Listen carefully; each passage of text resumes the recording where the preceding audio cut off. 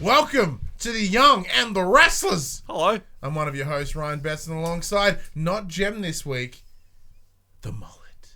You're welcome.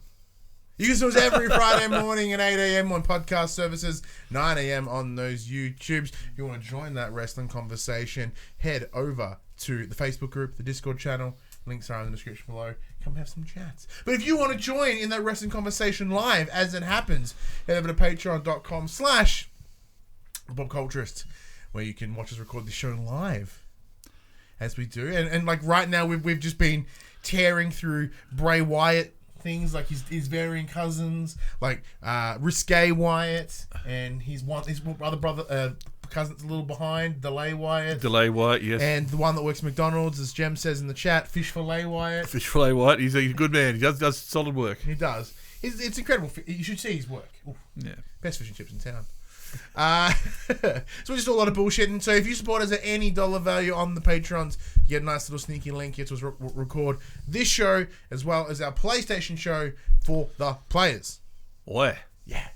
We are also on Twitch, twitch.tv/thepopculturist, and I missed a step there because if you want to support us in a more one-style fashion, head over to popculturist.com/shop where you can buy shirts like this and other assorted shit with our logos on it. That's right, as you noticed, this is not Jem, because Jem is more hairy. Jem is out this... I have no comment. Jem is out this week. She's off being unwell. So she got some sickness earlier in the week, and I had to play Big Boss Man, and I was like, Jem, take a week. Because I should have taken the week last week with my sore boobie, which is improving, by the way. Awesome medication. Oh, I'm in love with that medication. It's good stuff. Them pills are just beautiful.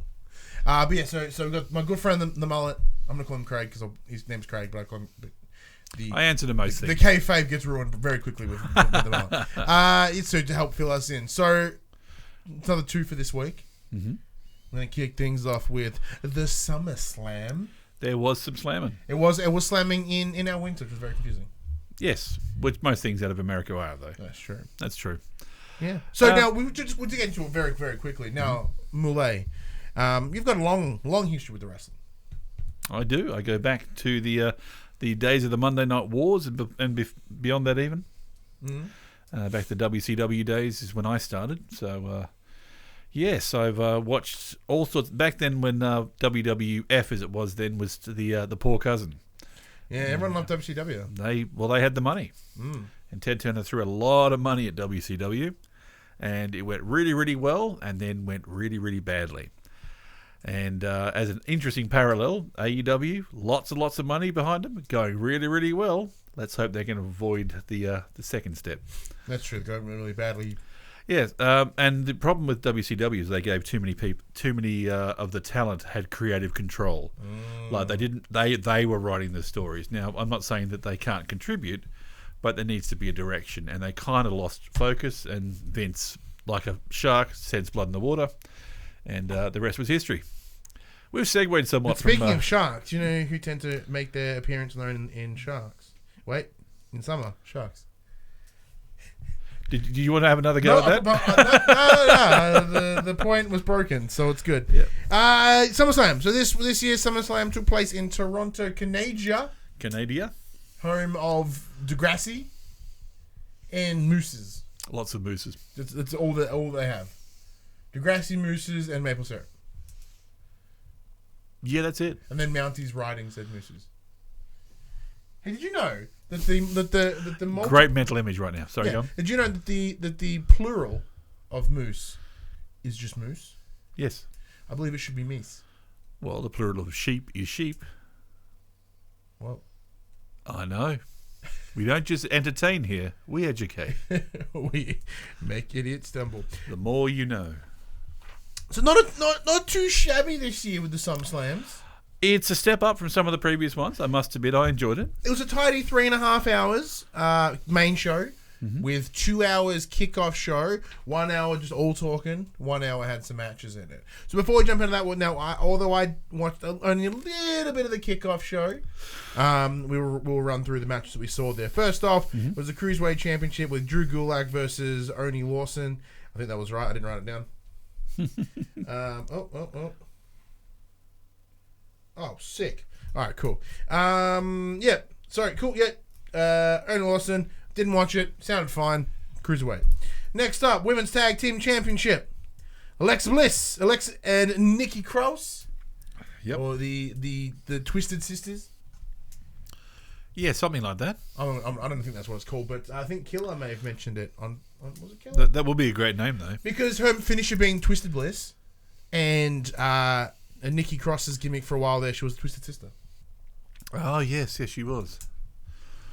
Or just Twisted Bliss would be fine. Versus the Iconics. The National Treasure. The Future. I can't help but being conflicted over this match. It was pretty good. Alexa Bliss came out dressed as Buzz Lightyear. Always good. Yeah, that was awesome. That was fantastic. But of course, Alexa and Nikki retain, maintaining the women's tag team. Then third was Bunny Murphy. All Aussies on the Kickoff show, apparently. Yeah. Versus Apollo Crews for some reason. So yeah, no real it was just a match, but during this match, Rollins comes out, kicks living piss out of Buddy Murphy, being like, "What you said? You said that I did the thing. I didn't do the thing. I had nothing to do with Roman Reigns. I'll kick your ass." It's been a bit unfocused, really, the whole Roman Reigns thing. A little bit, yeah. I mean, I know what they're trying to do, and they did this sort of thing through the Attitude Era. There were people trying to kill people left, right, and centre. See, saying that though, like, I love the soap opera industry. I mean, yeah, it's a return to old school. So it's a nod to the old fans. And that's fair enough. As long as they don't go too ridiculous, like Vince McMahon locked in a limousine at the top of a forklift that then gets dropped into a river. As long as they try and avoid that kind of extreme. Oh, I want to see that. I think somebody blew him up once, if that helps. I remember that. Yeah. There was explosions. Pretty sure that was Stone Cold as well. Anyway, sorry, happy memories. But yeah, that's pretty cool. Oh, and we should mention, somewhere in there, Elias came out to sing some songs. Yep. Do you know what happened? Well, judging from your notes, yes, I do. Edge speared him! And as he should. They know when to roll out the Canadians. Canadians' own Edge, who I was under the impression could take literally no bumps. Well, he can't wrestle, Elias. But I think he can still do things. Wrecked Elias. Wrecked him. Good, because no one can deliver as well. There's a couple of people who are brilliant at the spear. And we'll get to that. Edge is definitely one of them. Roman Reigns is all right. We'll get to Roman Reigns' specials later, but yeah, the Edge. Edge is just he throws everything into it, which is probably why he had to have the neck surgery. Which makes sense. Yeah. Like that one time that he speared Matt Hardy off the belts. That may have also been a SummerSlam. God, no, that was such a good match. Anyway, but the main card kicks in. The main card. With a surprisingly early match. I thought this would have been way later in the card.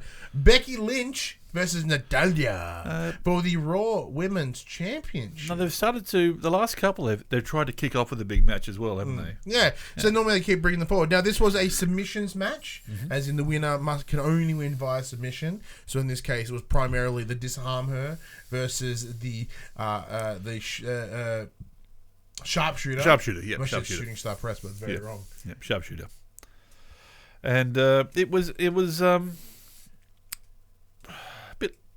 as expected, I guess. It was surprisingly okay. Like, I was under the impression that with it being a submissions match, it would be very on the ground, and it would just be a lot of tussle, submission. Bah, I didn't make it. Which can be done well. If the people are good at their job, then a submission match is just as good. But this one was a little more than that. This got up and it got right around the ring. It got up in the ropes. And it was got through the ropes at one point. Yeah, so there was a really cool spot there where Natalya had Becky in the sharpshooter on the second turnbuckle against the pole. Awesome. That was, and they decided to make the rule, and I don't remember this being. I don't know if this is a common rule or not. That no rope breaks. Yeah, apparently so. So I've not heard that condition before, but this is the wrestling. They can do whatever conditions they want. Yeah, the rules don't matter. That's it. So it was pretty good, and they did use each other's submission on there as a while. As often happens in a PvP, it's not really a good match unless you've tried each other's submissions out at least once. Now, one thing this is something that I heard on another show as well, and it really kind of nailed what I was thinking. In terms of like the commentators were like, "What an insult! What an insult to use that other person's finisher on them." I'm like, no. If anything, it makes... Because if you can get someone to tap out by their own submission, that makes that submission look fucking dope. Yeah, it means that it's not just good because you're doing it. The move itself is the power. Yeah, if anything, it solidifies the intensity of the sharp. Yeah, exactly. It does also rub you in the face a little bit. But the match did come to the victory of Becky Lynch. She retains her Raw Women's Championship with the disarm her on Natalya. Or as it, according to kayfabe in the next show, the dislocate her. As the MRI her. The MRI her. So there was one thing that we predicted that we thought may have been cool. We were under the impression, because they were sort of teasing to it, and the commentary seemed to have dropped a couple of hints there too, which made me go, was that maybe we're going to see Ronda Rousey, the rowdy Ronda Rousey return, because they, the connection there being, we haven't seen her since WrestleMania. That's true. Natalya was the trainer or best friend of Rousey when she was around. True, yeah. So the idea would have been like, this would be a great time to bring that in, drop some stuff here, get some work done ahead of Survivor Series. True. Unless Natalya is actually injured and is going to get... That probably... No, the way we'll get to that in a second. Well, true. We'll get to that in Raw. But right now, like, at this situation as it stands... Yeah. Thank you. So, all those reasons I gave you mean nothing because it didn't happen. Yeah, exactly. Ronda Rousey did not turn up. It was an opportunity. Opportunity lost, maybe. I don't. I say that, but or it could go the other way. Or we could see her come like Survivor Series, and then we'll see her at Rumble. As in like getting her ready for Rumble. Yeah, well, maybe maybe to be a bigger pop if you wait till Survivor and then she hits there ready for Rumble. Yeah, if there's not much left at the end of the year, like maybe that'd be a good way to tie you over the Christmas break sort of thing. Yeah, maybe because ratings always drop over Christmas. Like if everyone knows there's that's true. Rousey storyline going. But reasonable match overall. Yeah, no, it was a solid match, and that was that's what you want out of a pay-per-view, isn't it? You want the matches to be at least as good or a higher quality than you normally get every week. So next up, the legend Goldberg, indeed, versus Dolph Ziggler. A match of Goldbergian proportions. It was a match that almost sounds of Jewish heritage. Dolph Ziggler and Goldberg, yeah, that kind of has a. So funny enough, so this was a follow-on of the story. Ziggler's German. Yeah. That makes this so much worse. Oh God, it does. Well, luckily for everybody, the Jews won this time. Yeah. So thankfully, Jesus Christ. Yeah. Well, all right. Let's just start that again, shall we? Goldberg and Ziggler. Yeah, Goldberg versus Dolph Ziggler in a non-World War II resembling match. So the story beat around this was this sort of little mix-up via the Miz. They seem a bit unfocused with this story. It was meant to be the Miz and Ziggler, and then somehow Goldberg got involved. I must have missed that bit. So what essentially happened was during this smack talk of Ziggler, he was like, you know what? You're an embarrassment. Just like Goldberg. He's an embarrassment. He knocked himself unconscious, that piece of shit. And Goldberg was standing right behind me. Yeah. Yes. No, and then what happened is, so the Miz is like, all right, well, let's make this official. Let's sign this contract, and that guarantees you and I a match at SummerSlam in a week or whatever. And Ziggler's like, you know what? You're on. Ziggler's a really long name when you spell it out. Really cursives those G's. So Dolph Ziggler signs it. Miz is like, ha! You didn't read the fine print, Mr. Zigzag. You're fighting Goldberg. Nice. Yeah, and then Goldberg works and then they fight. So, in what you'd presume would be a squash match. He got squashed. He did, yeah. So the battle, the ding ding ding match, this surprisingly fucking big old super kick from Ziggs into the face of Goldberg. Not what I thought was going to happen, by the way. Not even remotely. Well, you don't want him to come across like a complete jobber. He is one of their top talents. So unless you're trying to write him off before going off and getting work done or whatever. You don't want him to just be destroyed by Goldberg. You want him to put up a fight and then get destroyed by Goldberg. So he gave a little bit of a tussle, and then Goldberg just like, nah, fuck this noise, and then just mushed him. That would be a great Mushed name for a him. finisher. What? Fuck that noise. Yeah.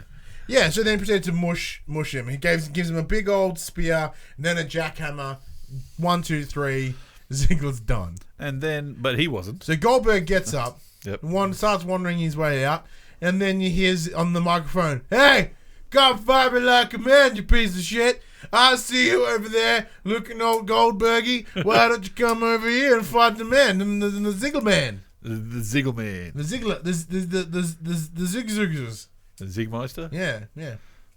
That's quite German. Zigmeister. Yeah, come and take on the Dolphinator. The Dolphinator. Dolphinheim. So he comes back, decks him again, gives him a big old spearing, wrecks him, wanders off, gets into Gorilla. Nah, man, you know what? we Zigglers, we always stand our ground. You ain't gonna do shit. Come back and fight me like a man, Mr. Goldberg. You and all your gold, come back over here. And quiet. Music hits Goldberg. It's like, hey! Goldberg wanders, trots back in, picks up Ziggler. He's standing there and gets him on the shoulder and goes, I'm thinking, oh man, he's going to let him be. What a kick in the... Oh no! Next thing, Goldberg bounces off one rope, runs, bounces off the other, big old spear. I'm pretty sure Dolph Ziggler was dead for like a good, when he hit him and like he died for like a second and then he hit the ground really hard and that kick started his heart again. It's probably it. There was probably a moment where his brain actually detached from the stem just for a second. Yeah. Just slipped around to the corner and then as he hit the ground, popped back in. So yeah, and then they just kind of like we'll just sweep him out of the ring. Just mop him up with the rag and just wring it into a bucket. All right, who next? Who's next? Indeed. Hey. Yeah, I see what you did there. Wish I meant it. Next up was a promo with the New Day with Drake Maverick. So in order to get Kofi all excited, they're like, "Hey, we're in Toronto. We're in the Canadians. The home of the Toronto Raptors, winners of the NBA championship this year. We got our good friend and Raptors fan, Drake. I do love a good promo where they say, "Yes, here we are with the local sports team." Yes, Drake We came brought out. in our good friend Drake. And speaking of Degrassi, it ain't Wheels. It ain't the man of the wheels in Degrassi Next Generation. It's Drake Maverick. It is Drake Comes Maverick. out, does the most whitest thing I've ever seen in my life. He could not. He glowed. He was that white. Yeah, In that he promo. Sheamus that room up. That's it. Whiter than Sheamus. Like, oh my god, is Sheamus back? Oh no, it's just Drake being incredibly embarrassing. Yeah, it was hard to watch. It was very hard. What was really good to watch though? AJ Styles vs Ricochet. That was a solid match. I enjoyed that. Ricochet, we know, has been long overdue for a push. And he comes out with in Nightwing attire. Yes, that was cute. Yeah, that made me very excited. I did like that, but it's Because we'll talk about Takeover a little bit later, but with Takeover and Gargano coming out dressed as Wolverine, yeah. and then we see like Nightwing, I'm just like fangirling up in here. Like everyone's wearing cool comic book outfits. But equal service, none of this DC or Marvel thing. They both sides get equal Look, time. if you got to I like infringe copyright, you infringe it equally. I'm pretty sure Marvel will be okay with that. Yeah, maybe. Well, they do work. Batista. See, I'm sad now because I watched Logan the other night. Oh, I made myself sad. Anyway, old man Logan. Yeah, so was alright. So it was interesting tactics there by AJ. So what AJ did, he intentionally made moves and maneuvers to ground Ricochet. Obviously, Ricochet being Mr. Flippity Doodah, he gets up in the air and does all the Flippity Doodahs. That's actually on his license. That is. Rick Flippity Doodah O'Shea. So yeah, AJ made a smart move by sort of trying to keep him on the ground, Yeah, and it worked here and there, and sort of focusing like on his legs a little bit. Ricochet still manages to like one leg springboard and shit. He did one springboard, one-legged off the top rope, which was pretty impressive. And then the one time he like hop, skipped, and jumped over the OC and then for a hurricane for a runner on Styles. That was dope too. But it did end up in the victory to AJ Styles, where Ricochet jumped from the top rope, caught by AJ to a Styles clash. That was it.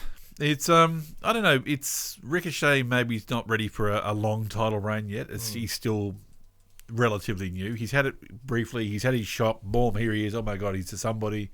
He's then lost it to AJ, who's obviously the established talent. But assuming that the right people are in control now and they don't just forget their storylines, Ricochet's now primed for a push and a long, sort of a slow burn into something bigger. Yeah. Well, there were some people there trying to stop that from happening, though, because as Ricochet tries to come up, the Good Brothers, Gallows and Anderson, walk up and kick the fuck out of them a little bit. Yes, well, you got to have bad guys. Yeah. And that's what the OC is. They're not about the California and the Misha Bartons and the Adam Brodys. Sadly. Next, a backstage promo little segment with the Street Profits and Ricochet's Flair. Comes out. Yeah. That was weird. It's probably time for Rick to stop appearing on TV. Yeah, he looks like He's starting to look a little transparent. Yeah, it's because he's old. I mean, literally, you can see through his skin now. That's how I saw the Street Profits. He walked in front of the camera and he noticed. Next up, Ember Moon versus Bayley for the SmackDown Women's Championship. This is not a good match.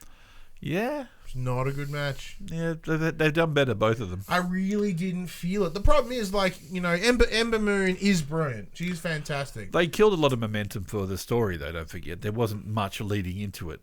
And that's been happening with the women's division for weeks now. Yeah, it was a very quick turnaround. There wasn't a lot going on there. And part of this story is a little face on face, which is always sad, because there's a little bit less enticement for some face on face action.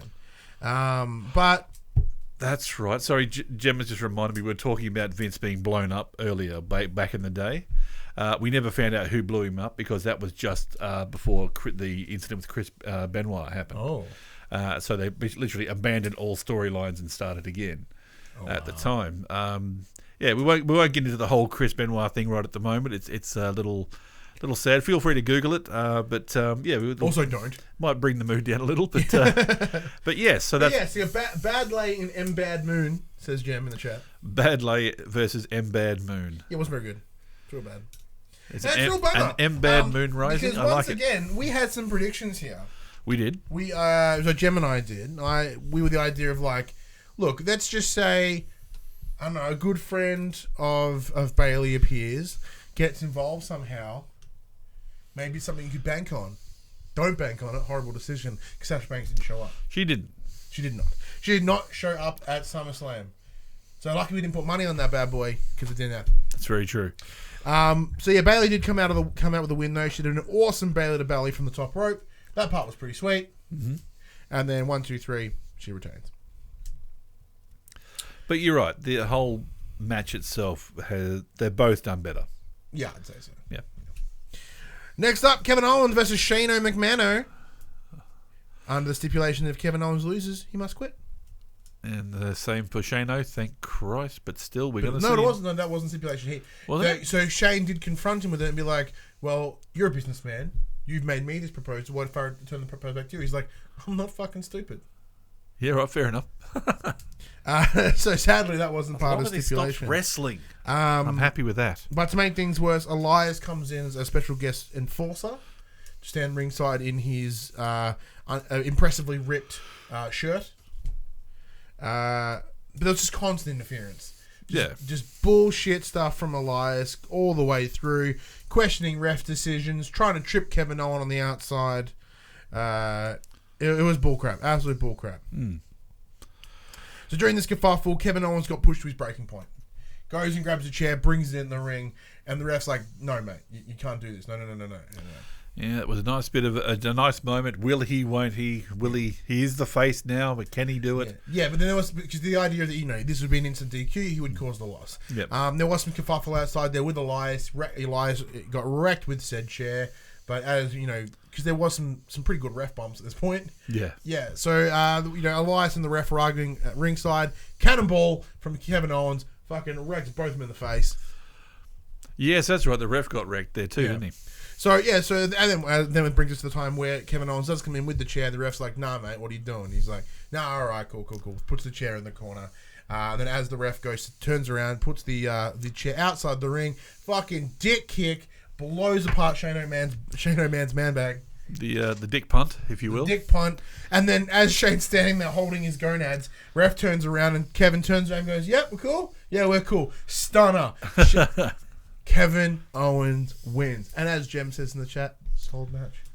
That was a very It was solid a match. very good match. I enjoyed it. Like, there were some bullshitty things in there, but it was more of like, this was the outcome that we wanted. This was more of a sort of a feel-good comeuppance moment for us. Yeah, it was fans. fan service almost. It was. I mean, say what you will about Shane O'Mac, and I have in the past, but Sweaty Teddy does put in the effort.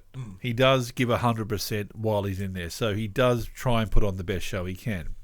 He's just doesn't need to. No. He doesn't need to be there. You have the occasional match. Vince used to have the occasional match back in the day. It was weird when he'd come down there with those freaking roid jacked up arms he had happening.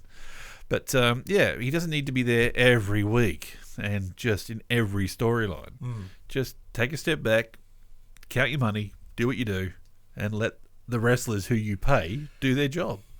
Who wants some mad fan service, though? You take a look at this next match. Indeed. Charlotte Flair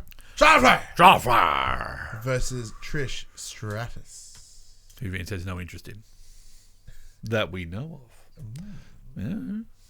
Maybe he's been stratified in the past. Who knows? So this match comes at the idea of Charlotte Flair being like, I am the queen of all eras.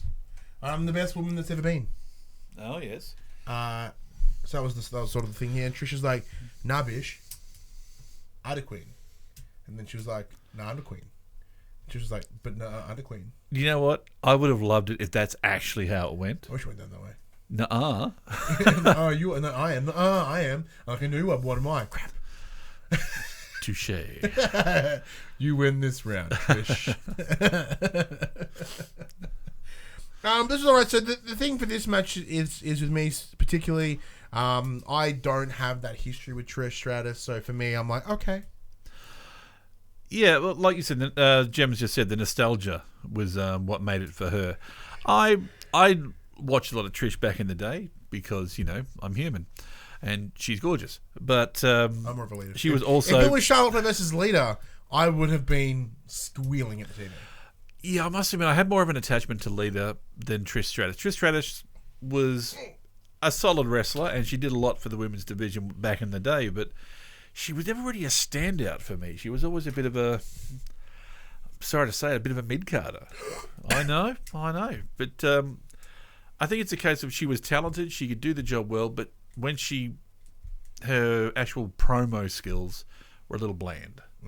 She didn't have that zap, that pop that Lita did, for example. But Lita also got nicely buried. Sorry? Lita also got buried. With the whole, cheating storyline. Well, that did happen. Yeah. So, yes, there were some issues there. But, that was the 90s. Weird stuff happened back then. Back in the Attitude Era. But, it was still a good match. And Trish Stratus, I think, can prove that she can still do it. Yeah. See, what was interesting, the crowd was initially really quiet. And it kind of took me back. The crowd didn't seem to know what to do. Yeah, it was very, very quiet at the start, which kind of confused me. I was thinking that, being a Canadian, I thought she would have got some whole bunch of love.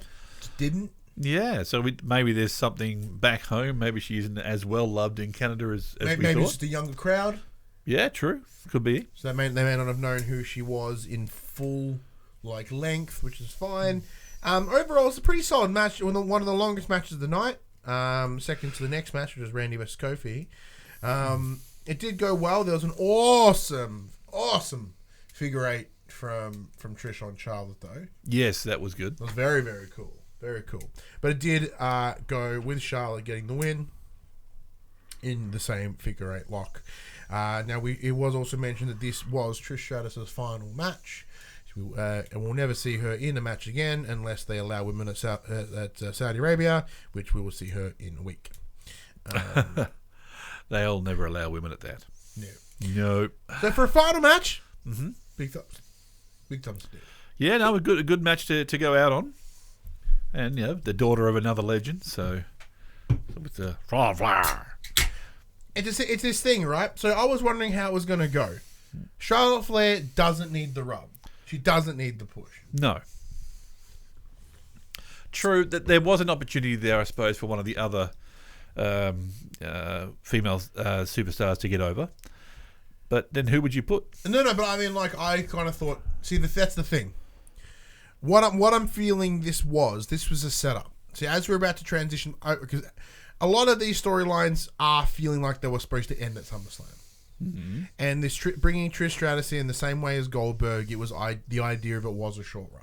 That was the whole point. That story was meant to last the 3 weeks that it did. Yeah. And I was like, well, we're about to do a reboot. We're getting ready and primed for October. So that's obviously Charlotte's going to be one of the big females of of SmackDown as they move to Fox. Let's remind everyone that she's rad and an awesome heel. So what can we do to remind everyone that she's an awesome heel? She can take out a ledge. Take out a local legend, yep. Yeah. Jem's just called it a Toronto fanfare. But like we said, Jem, the crowd didn't really get behind it until right at the end. As it started sort of speeding up a little bit. Yeah. I don't know. It's interesting. Next up, Randy Orton. This is the Kofi Kingston. And I wrote here, this should have been awesome. I noticed you've written, this should have been awesome. I wrote, this was a balls match. Yeah. Now, this may have been a situation of where the outcome completely fucks the entire thing. Yeah. Because this did end in a double count out. Yeah, it's always a bit unsatisfying, that, isn't it? So essentially what happened during this kerfuffle, there's some RKO attempts, Kofi gets out of it, all this cool sort of stuff, Trouble in Paradise attempts, Randy gets out of it, usual PPV Randy stuff. gets out of the ring, gets all up in the face of Kofi's family. Kofi takes umbrage at this, gets a bit of dust going on, push. Next thing you go, ding, ding, ding, like what the fuck? I didn't hear the ref count. So, we didn't hear any counting, did we? It I just heard happened. no counting. Yeah. Like, I understand in the heat of the moment, like, this is where you get out of my face, my family. Yeah. I understand that, but I didn't hear no 10 count. Yeah. So that was... And seeing as when we get to a match a little bit later, they felt like they spent 45 minutes outside the ring, and that was okay. Yeah, so, this is... Obviously, that was the way it was going to go, but the way they did it, it didn't feel... real. No, it was crap. Right. And then shortly after that, Kofi proceeds to lay out Randy Orton. You know what he could have done? Could have laid him out in the ring and got a win. Yes. You attack my family, throw him back in the ring, beat him there. There's absolutely zero reason for him to have that being laid out after the bell. Do it in the match. Why the fuck not? Like, the only reason I can think of is to build momentum for the next pay-per-view. Yes, but it's also Randy Orton. The entire storyline here is Randy had the influence back in the day to squash Kofi. So why not use that influence to demonstrate that point and go, I have the influence to request another match at Clash of Champions. Yeah, I don't know. All you do, all it does is solidify the point that Randy has that power. Because, the storyline coming into this, I'm like, does he even have that power? Yes, he was part of Evolution, but Triple H didn't have that level of power at that time, but he sort of did. Yeah. They're also playing the fact that he took Ali out, which is the reason that he got his run too. So that was a nice touch. Yeah, so I feel that could have been handled very much better, but it's because this, I had the feeling it's going to be the match of the night personally. Because I had the potential, 2 seasoned veteran, confident that Randy would come out the victor, because Kofi's family was ringside. If you want to get the shits up him, give Randy the win. He walks out and he just puts that belt in Kofi's kid's face. Yeah, be like that. Remember that one time that you saw your daddy get his ass whoop? Could have milked that for weeks, months. That's what should have happened. You listening, Vince? So instead, Kofi gets a bullshitly extended title reign moving into the next pay-per-view. Granted, it's Clash of Champions, so every belt is on the line. But, are they going to have Kofi lose the belt at, a B-level pay-per-view? Yeah, maybe. Do traditionally a lot of belts change at Clash of Champions? I have no idea. I'm going to look into that, actually. I wonder what tradition... Because there is, certain pay-per-views where you expect the belts to change. If they're going to change anywhere, it'll be places like, WrestleMania. Well, because that's saying, up until this point, no belts have changed. Exactly, everyone defended. Which happens sometimes, but, that's what I'm talking about. I'm going to look into that, actually. Find out just how often belts change at the premier ones versus the... I'm sure someone's done the research out there. However, the next match was absolutely brilliant. That was a solid match. Finn Balor versus the Fiend. Indeed. The crowd could not have been more into it.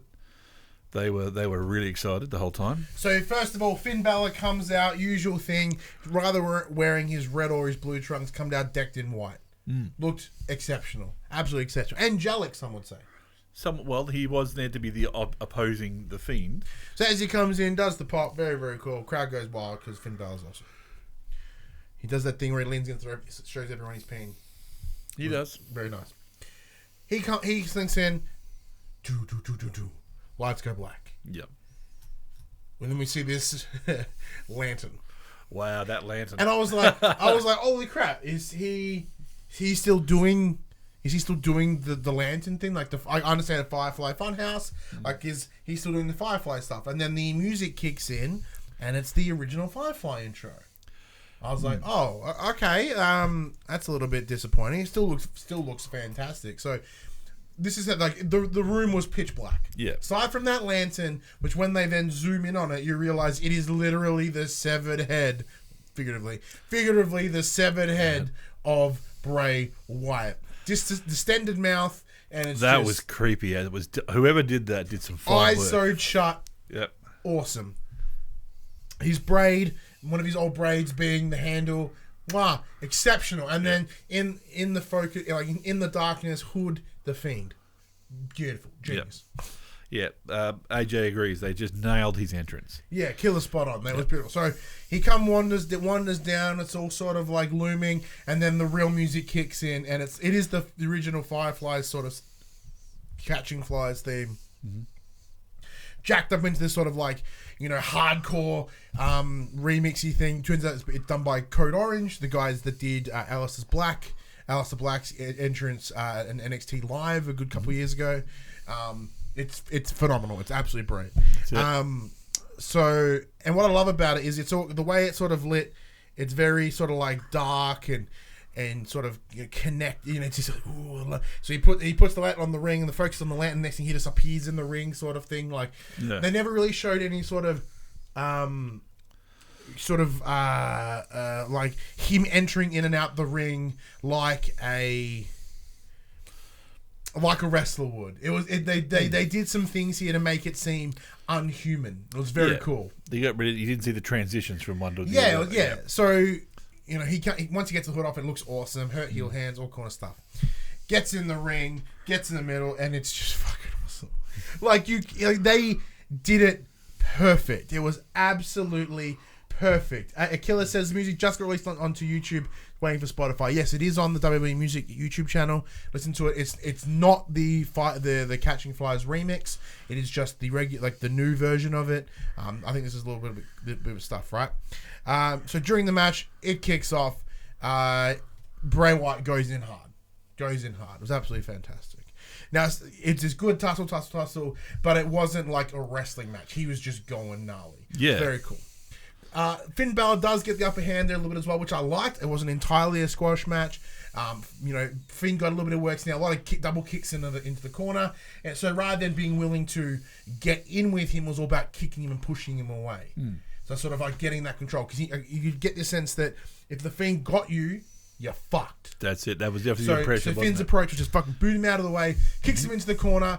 Next thing, Bray does that backwards like stretch. That's creepy as hell. Normally looks stupid. Not now. As the Fiend. Yep. Brilliant. During this kerfuffle, he does get Finn in a Sister Abigail.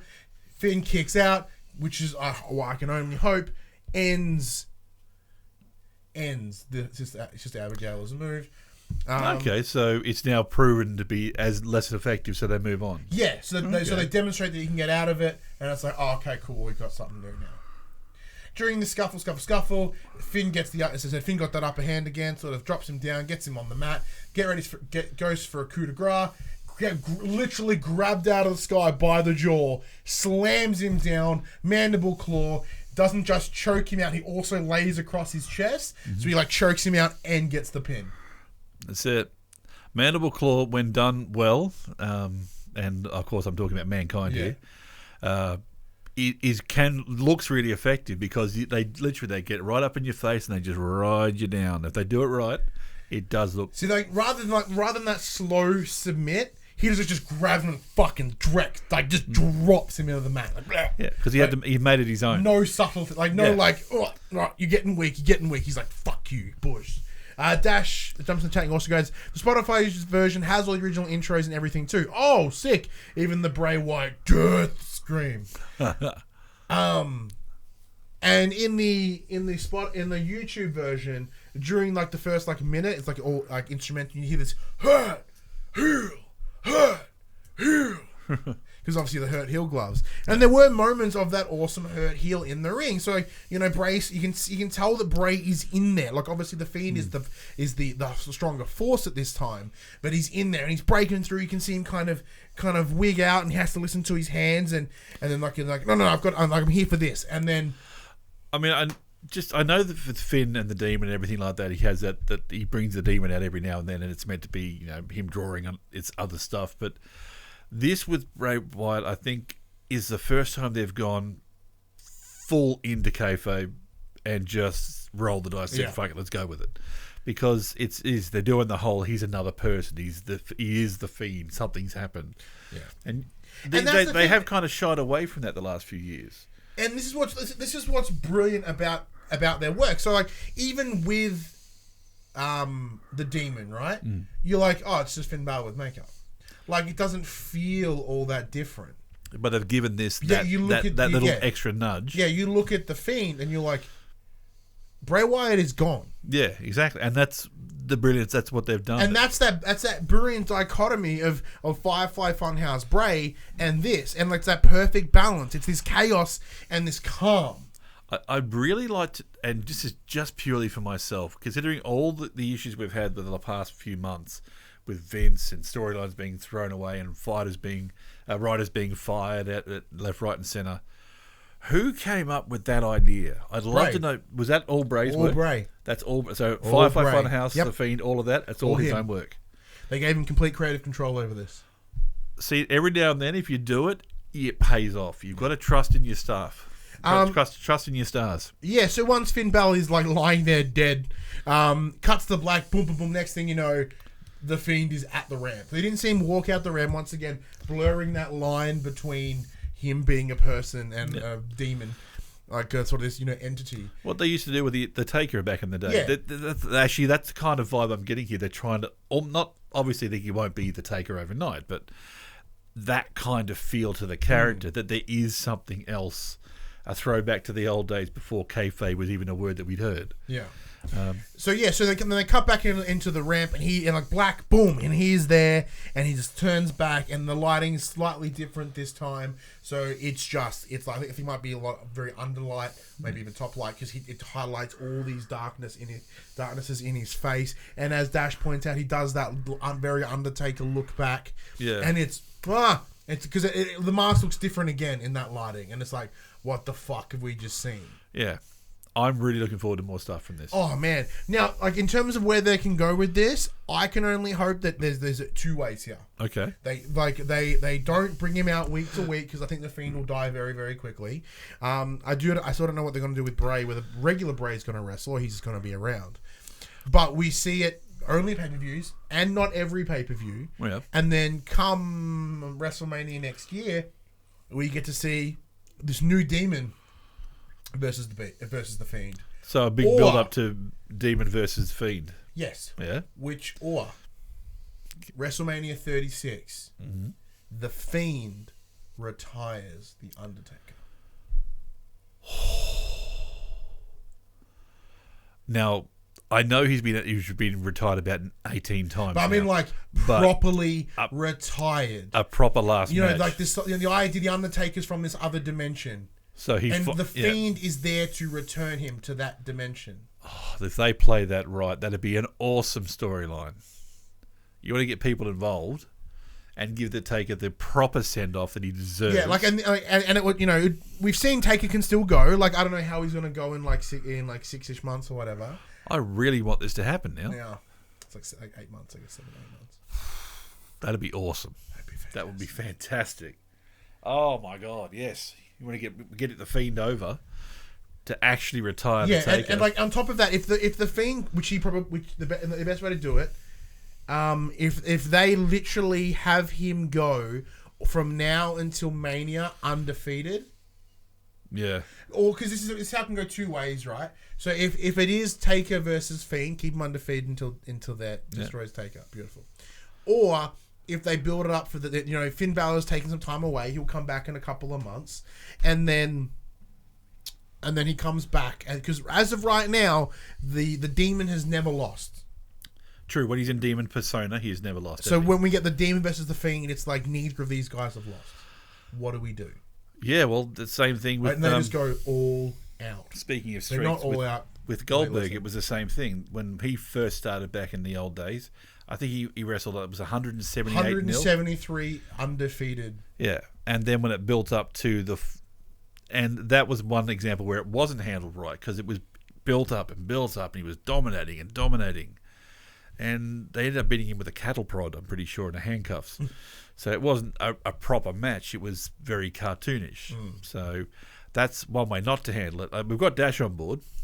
Dash has added, this has been the creative plan since 2007. They wanted to introduce a character that was, quote, the Undertaker's son to retire him. Oh, there's a twist. It's only taken like 12 years, but they've got it. Oh, big reveal. The Fiend turns out to be the Taker's son. That'd be amazing. That'd be awesome. I think Uncle Kane. Kane would be his uncle. Sorry, I've just gone the big Fiend machine. The Fiend machine. That's awesome. I've come to take you down, Uncle Taker. Uncle Taker? Oh, Uncle Taker. Uncle Taker. Oh, maybe he could be Kane's son. Yeah, it's insane. Uncle Taker. Yeah, Uncle Taker. That'd be awesome. or Uncle Kane. Uncle Kane. That works too. But yeah, no, I can't praise this enough. This was handled almost perfectly, if not perfectly. I absolutely loved it. Beautiful. So, signs of hope there. Yeah, very much so. Considering. And then the match to end the night. Fiend Machine Taker, says Jim. And the match to end the night was the man that was believed to have ended Undertaker originally. Brock Lesnar. Well, he broke the Seth streak for the Universal Championship. This match was way better than I expected. It was good. Yeah, as much as I am not a fan of Brock Lesnar in any way, shape, or form, and the fact that he broke the Taker streak will forever be a thorn in my side. It was a good match. It was an exceptional match. Like, maybe not exceptional, but it was really good. There were some, obviously, the result was that Seth Rollins comes out victor. We'll get to that in just a minute. But the storyline here doesn't make any sense. Like, as in Seth Rollins got beaten. Apparently, he should be fucking dead. Yeah, then all of a sudden, huzzah! And he's good. But nah. There was some good storytelling in this match. It was a situation of Seth had, like, there was bad storytelling, but there was also some good storytelling. As in, sort of, Seth has taken on Brock a number of times now, all right? Yep. He knows his 3 moves. It's the get red. He just gets red. Then there's the suplexes and the F5s. Yep. Numerous suplex attempts. So it should have been the F3 because there's only 3 moves. Anyway. Numerous suplexes. Seth Rollins flips out. Yep. Doesn't nothing. And Brock is actually shook. Yeah, he did. Some of those suplexes, he was just flipping right back. That was nicely done, actually. It was beautiful. So they're all just buzzing and big book buzzing and that sort of stuff. And it was cool to see Brock work. Yes, that's very true. Like Brock comes in, squishes, and then bounces. Yeah. I don't know what. I think it's got to be Paul Heyman. Paul Heyman's like, man, you got to work for me this show. Good. And because Brock delivered an actual match, and it was pretty sweet. So when you're given an opportunity to actually do something, he's not bad. Yeah, so but multiple stomps, multiple F5s, and I think maybe an F5. Like there was some ring post action. It wasn't F5, it was ring post. That was last week. Like Brock just runs Seth into the post. They did get a little bit hokey towards the end with like Seth diving from the ring post onto Brock on the Spanish announce table. The poor Spanish. Well, the Germans are ringside now, so the Germans also get wrecked a little bit too. Oh, the German! I love. What's his name again with the bow tie? I think it's Tim or something. Tim. That's right. He loves to watch the Sveti man. Yeah, he's got a very nice beard, that Tim, right now. Oh, has he got the beard now? He does have the beard. He does like the Sveti man. But yeah, so it's surprisingly a good outcome. Like, granted, I didn't end it being like, yes, Seth, you deserve the belt. I was like, okay, cool, Seth has the belt. Yeah, it was more of like, it was more of the single match was good. The outcome, I'm like, okay, fine. Yeah, I'm pleased that Lesnar doesn't have it anymore. But did Rollins really deserve it? Because he had there was potential there, and he sounded whiny the last few weeks. And and his Twitter game has been garbage. Yeah, exactly. If he had been stomped this match, I would have gone, I wouldn't have been cut either way. Yeah, but yeah. Overall, like obviously that being the only title change of the night was fine. Overall, really tight 3.5 hours, which really took me off guard. Yeah, it was back to the levels they were doing a year or even 2 years ago. Yeah. So without that slump they've had, this is the first real sustained sign, not just sporadic, but the sustained 3-hour pay-per-view that shows that they can still do what we love them doing. Like saying that there was a lot of backstage segments in here, but they weren't. It's odd because even with all that, it was like when I rewatched it, because I watched it at work with the guys at work, and because of my situation at work, I can never give the wrestling my full attention. Yeah, exactly. So for that reason, I'm like, oh, okay, I'm gonna go. I'll watch it again when I get home. 3.5 hours was totally manageable. So because when I watched it at work, I felt that Ricochet was way later in the card. I'm like, oh man, wow. This early in the night? I'm like, oh no, they're still like late in the card, but they are just a really tight show. Very good. Yeah, there wasn't a lot of oh god, what is this still going sort of moments, which there have been in some previous ones. You're thinking, oh my god, there's another match. Oh, you start checking your watch. The 19th hour of WrestleMania. Yeah, didn't feel like checking my watch at any time during this. Yeah. So let us know what you thought of this year's SummerSlam. The comments below, Discord channel, and all those sort of places. Now I'm just going to quickly run through NXT TakeOver as well, because we are hitting about the hour mark, so we want to tie to this one up. NXT Tag Team Championship, Street Profits versus Undisputed Era. The win went to the Street Profits with a giant frog splash. Some awesome moments. Flog splash? Flog splash, yeah. There were some awesome moments here with like Montez Ford just trying to be The Rock. He tried to do the people's elbow at one point and got kicked in the face by Kyle O'Reilly. What, actually tried to do the people's elbow? Yeah, I must have missed the bounce. Oh no. But then once that was broke, he's like, you know what? I'm going to take a different chance, and then just smack down. Rock bottom someone instead. That was cool.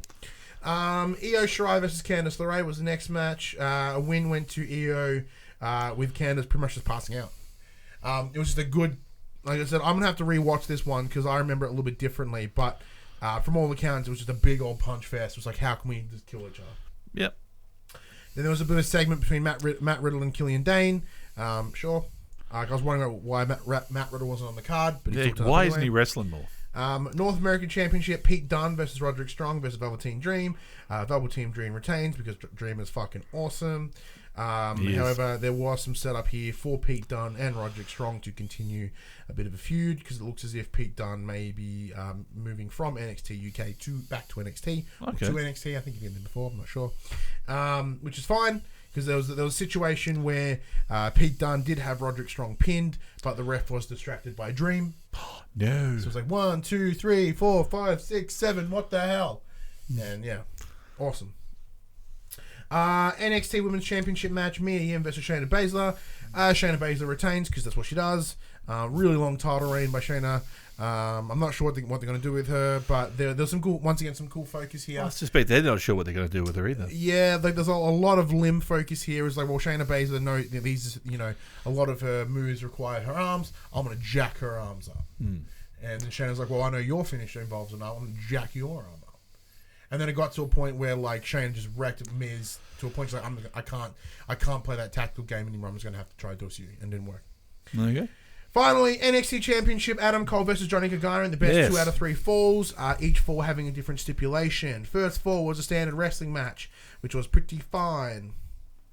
The win did go to Adam Cole after a DQ finish from Johnny Gargano after he pushed him with a chair. That'll do it. Yeah, which is very, very cool. And second fall was a street fight. So what I liked about this is so Johnny hits him with the chair, And they're like, you've been DQ'd. And he's like, okay. Sits in the chair and just waits. And then goes, okay, second fall is a street fight match where anything goes. Adam Cole's like, fuck, rolls out of the ring. Johnny Gargano stops up, folds the chair, and just throws it at his face. Like, not even like a, he just goes, phew, goes, twang, and then you just see blood on Adam Cole's head. Nice. It's like, so this spilled out into the crowd. Beautiful. Came back into the ring. Eventually there was a chair jammed in the corner. Lawn dart. Adam Cole into there, whacks his face down. Gargano clutch, on Adam Cole. Tap. Second fall goes to Johnny Gargano. Now, Adam Cole did pick the original first fall. Gargano picked the second. Third fall was to be picked by Regal. If it went to third, of course it was going to. And now this was announced before the show. I didn't know that because I was asleep when they announced it. I woke up, then they all look up, and a cage starts coming down. I'm like, holy shit, cage! But I'm like saying that, I'm like, what can they do to a cage match that I haven't seen at this point? Okay. And as it goes down, I'm like, there's a lot of shit stuck to that cage.